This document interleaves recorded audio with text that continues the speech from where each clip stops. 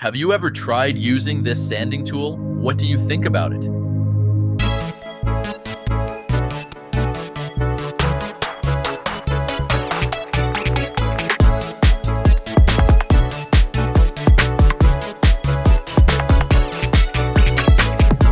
How about this one?